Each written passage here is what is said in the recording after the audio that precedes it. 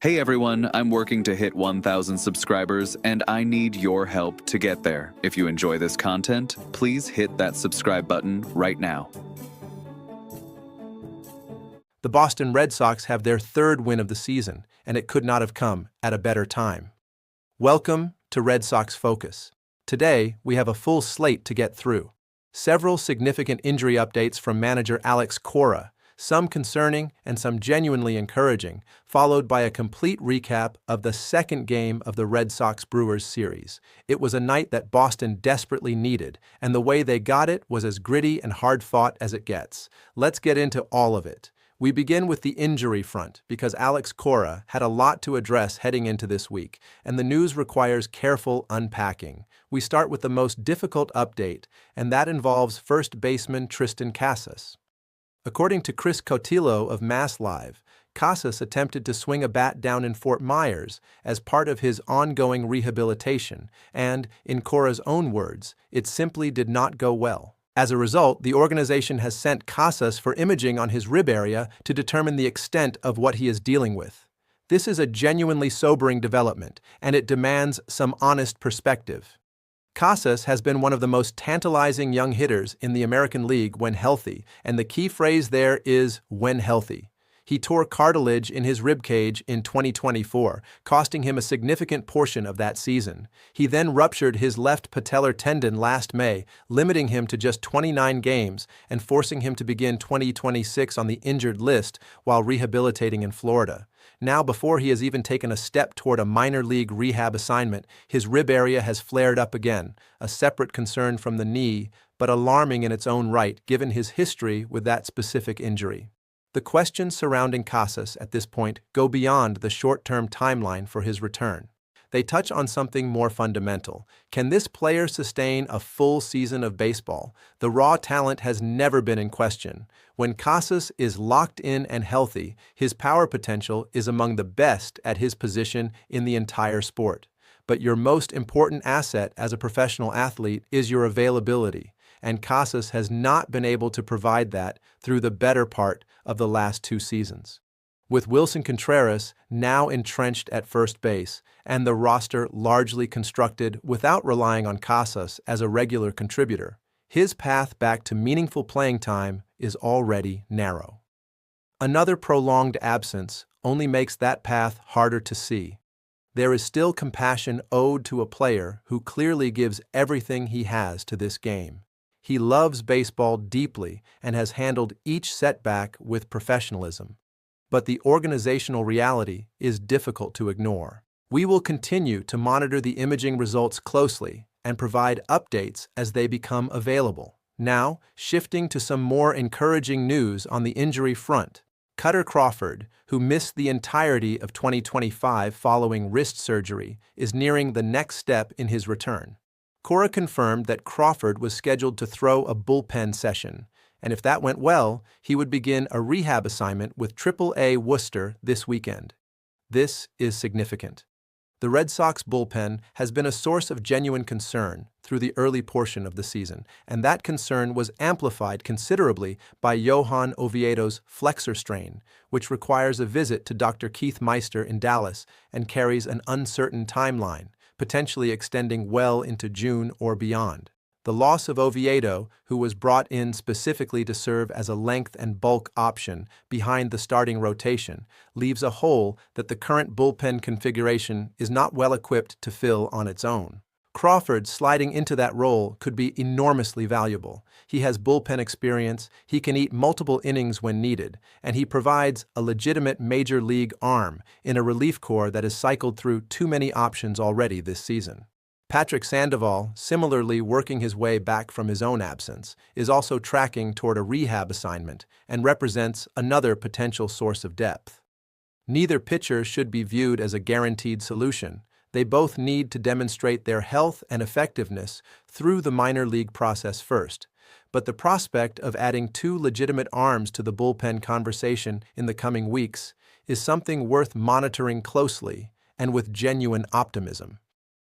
Now, let's turn to the game itself, because on a night when this franchise badly needed a win, Garrett Crochet delivered exactly what an ace is supposed to deliver. The final score was 3-2, Boston over Milwaukee, and it was every bit as tightly contested as that margin suggests. The Brewers came in as one of the hotter teams in baseball, and Jacob Misiorowski is a genuinely elite young arm who made the Red Sox lineup look completely overmatched for the better part of 5 innings. He struck out the first 5 batters he faced, hit triple digits on the radar gun with regularity, and did not allow a hit until Wilson Contreras singled to right with 2 outs in the 4th inning. By the time Misiorowski was done, he had accumulated 10 strikeouts across 5 1/3 innings, and the Red Sox lineup had managed just 2 hits against him while drawing a pair of walks. To put it plainly, Misiorowski was dominant, and for most of the night, it looked like the Red Sox were going to come away empty-handed in what felt like a must-win situation. But baseball is a game of moments, and the moment came in the 6th inning. With 1 out and Roman Anthony having been punched out for Misiorowski's 10th strikeout, the Brewers' right-hander suddenly and completely lost the strike zone. He walked Jarren Duran, he walked Wilson Contreras, he walked Wilyer Abreu. Bases loaded, 1 out, the top of the Red Sox order due up, and Milwaukee manager Pat Murphy had seen enough, pulling his starter and turning to left-hander D.L. Hall to try and escape the jam. It did not work. Trevor Story, who has endured a difficult early stretch at the plate and needed a moment like this badly, stepped in against Hall and fell into a 0-2 count before doing precisely what good hitters do in big spots. He stayed composed, worked through the count, and ripped a changeup down the left field line for a 2-run double. It was a clutch hit in every sense of the word, and it gave Boston a 2-0 lead. Caleb Durbin followed as a pinch hitter and grounded slowly to second, but Wilyer Abreu, who had taken a good lead off third, was able to score on the play to push the lead to 3-0. That 3rd run, as it turned out, was the consequential one. The credit for this win begins and ends with Garrett Crochet, who was the stopper this rotation and this franchise needed him to be. He delivered 6 innings of shutout baseball before tiring in the 7th, finishing with 6 1/3 innings pitched, 5 hits allowed, 2 runs, 2 walks, 1 hit batter, and 7 strikeouts on 107 pitches. The line looks clean through 6 and considerably messier in the 7th, where Joey Ortiz singled. Sal Frelick followed with another single.